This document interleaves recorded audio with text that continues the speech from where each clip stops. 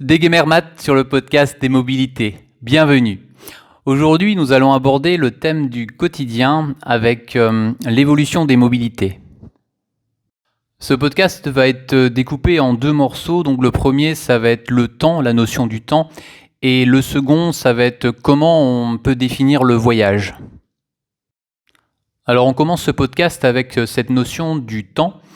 Alors il y a quelques temps, je me souviens, j'étais sur l'Orient et j'étais en train de filmer un TER passé juste à proximité de la gare.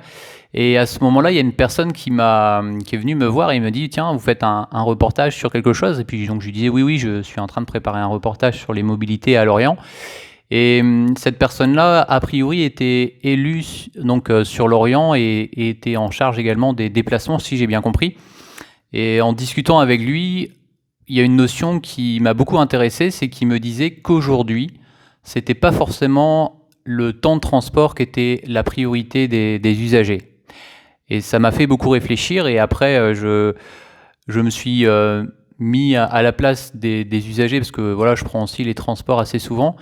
Et après réflexion, je me suis dit qu'effectivement, aujourd'hui, ce qui est beaucoup recherché, c'est aussi, et c'est peut-être même le point principal, la qualité de service. C'est-à-dire qu'on apprécie vraiment d'être dans un transport qui est peut-être pas forcément très rapide, mais par contre de qualité. Et donc on va développer ça dans cette première partie. On va commencer tout d'abord par l'usage de l'automobile, parce que je pense que c'est un point qui est important de détailler, parce que tout vient de là, c'est-à-dire que les usagers qui s'intéressent de plus en plus au transport en commun, c'est des usagers qui ont mis de côté leur voiture. Et je me souviens, enfin là je m'appuie sur des échanges qu'on avait eus lors des clubs des usagers, parce qu'il y a des clubs des usagers sur le réseau Bresgo. Et c'est vrai qu'à l'époque, en tout cas, les usagers, ils nous disaient que voilà, ils utilisaient le transport en commun parce qu'ils ne voulaient pas s'enquiquiner avec les contraintes d'une voiture. Alors les contraintes des voitures qui sont souvent abordées, c'est cette notion de fatigue, c'est-à-dire que les clients qui habitent assez loin pour ne pas aller à pied jusqu'à leur lieu de travail et qui utilisent leur voiture, ils trouvent que déjà c'est fatigant. Ensuite, le fait que la voiture, ça a un coût, forcément, parce que déjà le prix initial, sans compter après tout ce qui va avec tous les frais qui sont liés à la voiture, c'est-à-dire les carburants, l'assurance et l'entretien. Donc c'est vrai que ça fait réfléchir. Et après aussi une réflexion qui est souvent abordée, c'est les stationnements. C'est-à-dire que quand les usagers qui vont travailler en centre-ville n'ont pas forcément de place attitrée pour pouvoir stationner, ça devient des fois très complexe de trouver une place. Et en tout cas, quand ils en trouvent une, des fois, c'est pas forcément à proximité de leur lieu de travail. Donc ça fait en tout cas déclencher des fois à certains usagers le fait de prendre le transport en commun. C'est parce que l'usage automobile en fait est devenu une contrainte trop importante. Alors on va ensuite enchaîner sur les transports en commun. Et donc ça fait un lien forcément avec l'automobile puisque les usagers domicile-travail qui donc prennent aujourd'hui les transports en commun, alors ils apprécient surtout le fait d'avoir une régularité au niveau des horaires, c'est-à-dire que on va prendre par exemple la ligne 21 qui est la ligne la plus fréquentée dans le Finistère. Il faut savoir qu'on a 21 allers-retours par jour et c'est vrai que ça incite les gens à prendre le car, sachant que le temps de trajet en voiture, on va comparer en voiture par rapport en car en général est divisé par deux. Donc même avec des temps de transport qui sont plus longs, parce que là c'est le temps de trajet, il est après ça dépend, on va prendre les heures de pointe pour prendre large, on va considérer que c'est un peu moins d'une heure entre Lesneven et Brest, et en voiture il faut compter une demi-heure, donc c'est vrai que le temps de transport est plus important en car, mais par contre, et ça c'est une chose importante, c'est que ce que les usagers apprécient, c'est que d'une part, quand le car arrive, même aux heures de pointe sur Brest, il y a des voies de bus, de plus en plus de voies de bus, donc ça nous facilite le passage et ça permet aussi aux usagers d'arriver à, à une heure constante, on va dire, c'est-à-dire que s'ils prennent le même car, alors là on va prendre en période scolaire, parce qu'en période de vacances, c'est vrai qu'on gagne plus de temps. Et c'est vrai qu'en période scolaire, quand on prend tout le temps le même car, en général, on arrive à peu près à la même heure à son arrêt. Donc ça, c'est le côté positif. Après, ce qui est bien aussi, c'est que une fois qu'ils sont déposés, les usagers, ils ont pas besoin de s'inquiéter de savoir où ils vont déposer leur voiture, parce que là, ils sont déposés à un arrêt, et puis après, ils continuent soit à prendre le réseau Bibus, par exemple, en intermodalité, le tram ou le bus ou même le téléphérique, avec le même type de transport, et ça, c'est vraiment pratique, c'est-à-dire que l'usager qui a un abonnement, donc on va prendre une carte annuelle, et qui demande, et ça c'est important de demander, donc une carte Corrigo auprès du réseau Bibus et de créditer ses trajets sur sa carte de façon gratuite, hein, parce qu'il faut savoir que si on a un abonnement annuel, il suffit d'aller chez Bibus, de présenter son abonnement annuel et de demander à avoir la carte Corrigo si on ne l'a pas, ou si on l'a, à présenter sa carte Corrigo. Et donc, à l'aide de la puce, les personnes de chez Bibus vont créditer des trajets sur cette carte de façon gratuite. Et donc, il y a 2 correspondances d'1 heure par jour. Donc ça, c'est intéressant. C'est-à-dire que l'usager qui part de l'Esnevin, qui veut aller, par exemple, jusqu'au Capucin, eh ben, il va prendre la ligne 21, par exemple, à Carmarthen, il va descendre à la place de la Liberté, à Brest. Ensuite, il va prendre la ligne A du tram, descendre à l'arrêt de Siam, et ensuite prendre le téléphérique pour rejoindre les Capucins, et tout ça avec le même type de transport, c'est-à-dire avec à la fois son abonnement Brestgo annuel et sa carte Corrigo. Alors un autre domaine aussi qui est vraiment particulièrement apprécié des voyageurs des transports en commun, c'est la communication. Et je pense qu'on n'insiste pas forcément assez sur ce thème. Et c'est vrai que même moi, en fait, quand je me déplace, j'apprécie quand je reçois les informations, soit par mail ou soit par SMS, quand je le désire évidemment. Et ça, alors on va prendre l'exemple justement du réseau Brestgo. C'est intéressant parce qu'il faut savoir que vous allez sur le site brestgo.bzh, vous créez un compte et vous pouvez enregistrer donc tout simplement les lignes qui vous intéressent. Donc on va prendre la ligne 21 parce qu'on abordait justement des exemples de la ligne 21, et vous sélectionnez les alertes qui vous intéressent, donc SMS ou mail, ou les deux par exemple.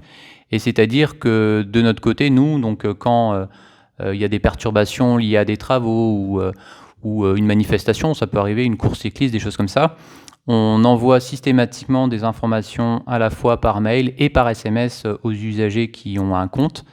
Et en plus de ça, l'information est également publiée sur les perturbations du site brestgo.bzh. Et ça, c'est très apprécié des usagers parce qu'ils aiment bien savoir en quasi temps réel l'information trafic. C'est-à-dire que des fois, ça peut arriver aussi que pour un accident ou des situations particulière où on n'a pas l'information suffisamment tôt et que ça arrive et que le conducteur nous prévient pour dire bah voilà, la route est barrée à tel endroit suite à un accident par exemple.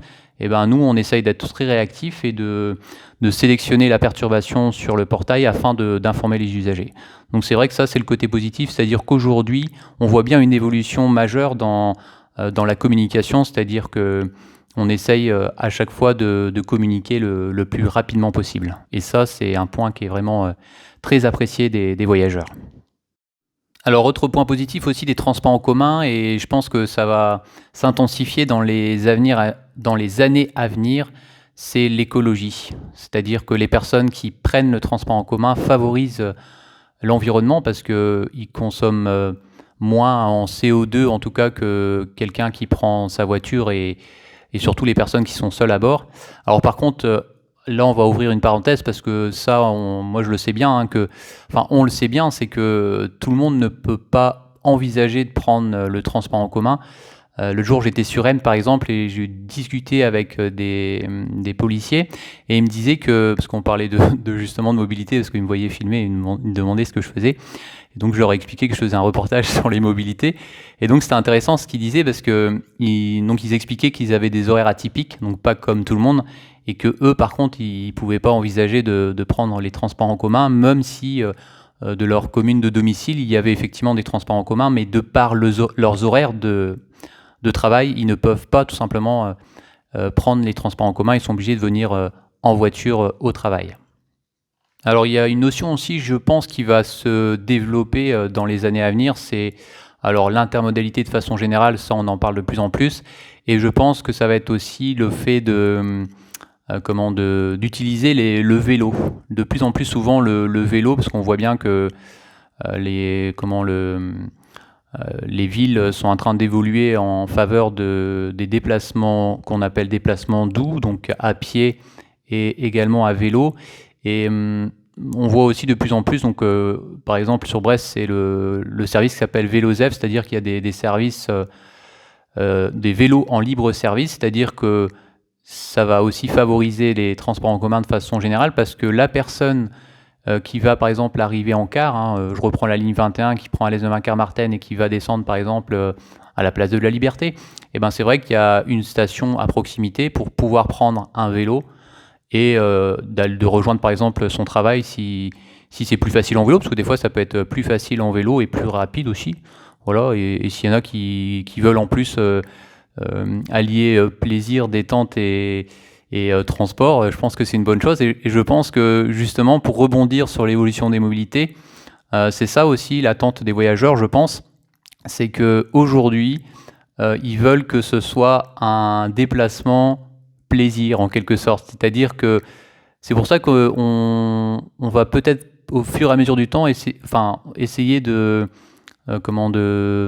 plus justement avoir cette notion du temps compté. C'est-à-dire qu'avant, je pense que les transports collectifs, c'était oh là là, non, je ne prends pas le transport collectif parce que ça prend trop de temps. Et aujourd'hui, je pense que les gens, ils sont en train de changer de vision des choses et de se dire, je veux bien prendre le transport si ça devient un plaisir. Et je pense que tout est fait en ce moment pour justement que ça évolue dans ce sens-là, c'est-à-dire que l'usager va prendre le car avec plaisir parce que la communication est bonne, parce que les cars sont confortables, parce que les horaires ils sont réguliers, parce que les aménagements en centre-ville favorisent les transports en commun. Et en plus, quand ils arrivent par exemple, donc je reprends Brest, à la place de la Liberté, ils ont une station de VéloZEF pour pouvoir après rejoindre leur travail de la place de la Liberté avec ce service. Et en plus, il faut savoir qu'il y a 90 stations, c'est comme énorme, c'est-à-dire qu'il y a tellement de stations de VéloZEF que il y a forcément un à proximité du lieu de travail de celui qui rejoint en vélo justement son lieu de travail. Et je pense que c'est ce que recherchent les usagers, c'est qu'ils vont se dire aujourd'hui quels sont les avantages que je prenne les transports en commun. Les avantages, c'est le fait que je suis tranquille parce que j'ai pas besoin de me préoccuper de la place de stationnement que je vais devoir chercher pendant on ne sait combien de temps, parce que ça me permet de faire du sport, parce que voilà, j'ai un service de vélo électrique, donc c'est comme un vélo qui est facile à utiliser. Et en plus de ça, voilà, comment on peut dire ça, toute l'organisation fait vraiment donne plaisir en fait à utiliser les transports en commun. Et c'est ce qui est en train de se développer, je trouve, en ce moment, avec les développements, donc déjà d'une part au niveau des aménagements, et aussi de tous les services qui sont en train de se construire autour de ces aménagements, entre le car, à la fois le car, le tram, le bus, le téléphérique, et aussi, et de plus en plus, les cheminements piétons et les cheminements à vélo. Alors pour terminer ce podcast, je vais terminer par une question qu'on m'a posée lors d'une interview avec deux étudiants de l'ENIB, que je remercie d'ailleurs pour cette action, c'était vraiment sympa. Alors une question que j'avais pas su développer, c'était comment tu définirais le voyage? Et ça, voilà, c'est une question sur laquelle je me la posais en tant que conducteur, parce que c'est vrai que c'était plus un interview sur mon métier en tant que salarié d'une entreprise de transport. Par contre, là, je vais, faire une petite rotation de la question au lieu de me placer en tant que conducteur, parce que là, je me posais la question justement en tant que conducteur, et moi, j'ai pas fait beaucoup de voyages. Je dirais plutôt là que je vais la répondre en tant que justement client, donc voyageur. Alors, cette question me donne énormément de pensées, et je pense que on va commencer par le trajet en lui-même et le fait, et je pense que c'est une notion en tout cas qui me tient à cœur, de sortir de sa zone de confort. Alors après, ça dépend de chaque personne, et je sais que moi en tout cas, quand je voyage, j'aime bien voir autre chose, et c'est peut-être aussi la raison pour laquelle je suis énormément attaché à cet aspect de mobilité, c'est que j'aime bien être en mouvement, en perpétuel mouvement, tout le temps en mouvement. Et c'est vrai que quand je reste trop souvent à un même endroit, je m'ennuie très vite. Alors donc le voyage pour moi, il commence déjà d'une part par la notion de sortir de sa zone de confort. Et je trouve que c'est très important parce que, alors après, ça dépend de chacun, parce que forcément, il y a des personnes qui aiment bien certaines personnes qui aiment bien voyager tout le temps au même endroit et qui apprécient, hein. Après, voilà, je dirais une personnalité de chacun. Mais c'est vrai que de mon côté, moi j'aime bien voir vraiment un tas de choses différentes et pas tout le temps les mêmes choses. Et je pense que le voyage, déjà, pour commencer, l'important c'est déjà de sortir de sa zone de confort et de pas penser que au voyage en lui-même, et je pense de voir aussi tout ce qui va avec. Et tout ce qui va avec, ça va être les rencontres, parce que quand on se déplace, on rencontre de nouvelles personnes, et ça, je trouve que c'est ce qui enrichit énormément les déplacements, de faire des rencontres, d'aller vers les autres, même si aujourd'hui, c'est vrai qu'avec l'Internet, les gens communiquent de plus en plus avec leur smartphone, et je crois que j'avais abordé ça dans un podcast, et que c'est même hallucinant de voir les gens à quel point ils sont scotchés sur leur smartphone, et que quand on va des fois dans la rue les aborder, ils sont presque même étonnés.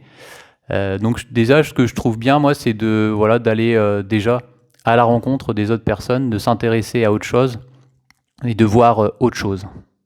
Et ensuite, je trouve que c'est un bel apprentissage, c'est-à-dire qu'on apprend énormément en étant à l'extérieur, plutôt que, voilà, même si la lecture est aussi très intéressante et on apprend énormément de choses grâce à la lecture, je pense que rien ne vaut le voyage pour pouvoir apprendre aussi ce qui se passe ailleurs. Et je pense que c'est un bon exemple aussi dans le travail que je fais, c'est-à-dire que en tant que coordinateur transport, j'essaye d'aller et de connaître énormément de circuits, d'arrêts, etc., d'aller le plus possible sur place, parce que c'est grâce à cette situation réelle, en fait, qu'on apprend vite et bien, je trouve. Alors il y a aussi un aspect qui me semble important aussi, c'est la liberté. Le voyage, c'est la liberté, c'est-à-dire que ça nous ouvre vers d'autres horizons, et ça nous éveille dans notre curiosité. Et il y a des choses qu'on n'aurait pas forcément été, sur lesquelles on ne serait pas forcément intéressé si justement on n'était pas parti en voyage. Et attention, quand aussi je parle de voyage, c'est pas forcément un grand voyage. Des fois, il suffit juste à côté de chez soi d'aller à un endroit qu'on ne connaît pas.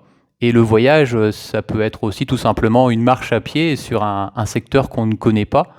Et je sais que des fois, je suis assez étonné aussi de faire des découvertes. Je me suis dit, tiens, ce sentier, je ne le connais pas, je vais aller voir à pied par où ça mène et ce que ça donne. Et des fois, le résultat est incroyable. On arrive des fois par exemple, en bord de mer, à des vues sublimes.